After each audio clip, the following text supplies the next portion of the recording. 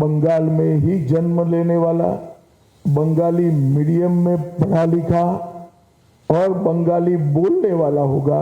इतना ही है कि आपका भतीजा नहीं होगा। নতুন মন্ত্রিসভা এবং সর্বোপরি রাজ্যের নয়া মুখ্যমন্ত্রীর নাম নিয়ে নানা আলোচনা তুঙ্গে। তবে শুভেন্দু অধিকারী যে হতে চলেছেন, দায়িত্ব তার হাতেই যে যেতে চলেছে তা নিয়ে সরগরম রাজ্য রাজনীতি। শুভেন্দু অধিকারী নাকি অন্য কেউ?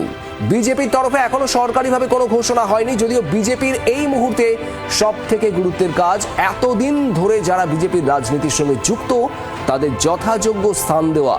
তা নিয়ে কোনো রকম ফাঁকফোকর রাখতে নারাজ পদ্ম শিবির।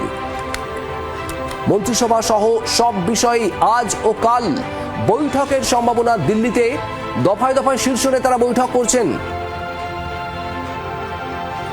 মমিতা চক্রবর্তী আমাদের প্রতিনিধি রয়েছেন আমাদের সঙ্গে, একটু মমিতার কাছ থেকে আরো ডিটেলে জানবো। মমিতা, ঠিক কি হতে চলেছে আগামী কয়েকদিনে? তার কারণ মুখ্যমন্ত্রীর দায়িত্ব কে নিতে চলেছেন, মন্ত্রিসভায় কারা কারা থাকছেন, কোন দায়িত্বে, তা নিয়ে তীব্র জল্পনা চলছে এই মুহূর্তে।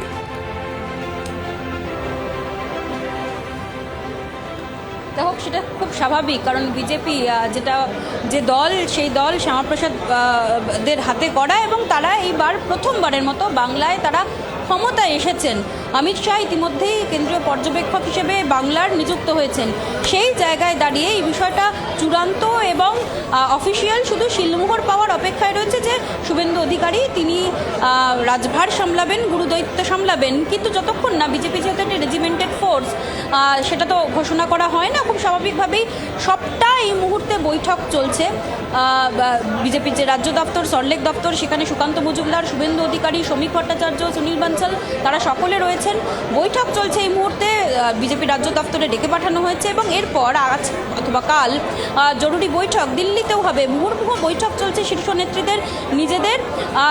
খুব স্বাভাবিকভাবেই সবটা মিলিয়ে অফিসিয়াল সিদ্ধান্ত, সেই সিদ্ধান্ত এখনও ঘোষণা হতে বাকি রয়েছে। তবে এই মুহূর্তে সাধারণ মানুষ তারাও জানতে চান যে পশ্চিমবঙ্গের মুখ্যমন্ত্রীর নাম কি এবং বিধায়ক হিসেবে কে কোন মন্ত্রকের দায়িত্ব পেতে চলেছেন।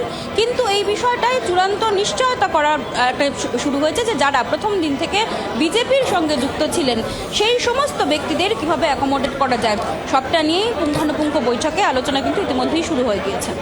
একেবারে আমাদের অবশ্যই নজর থাকবে সেদিকে, এবং তার আগে পর্যন্ত জল্পনা যে ক্রমশ তীব্র হবে তা বলাই যায়। আর এই জল্পনাতেই অমিত শাহ তিনি এর আগে এই বাংলায় পরবর্তী মুখ্যমন্ত্রী বিজেপি সরকারে আসলে কে মুখ্যমন্ত্রী হতে পারেন তা নিয়ে কি বলেছিলেন, কি আভাস ছিল, শুনুন।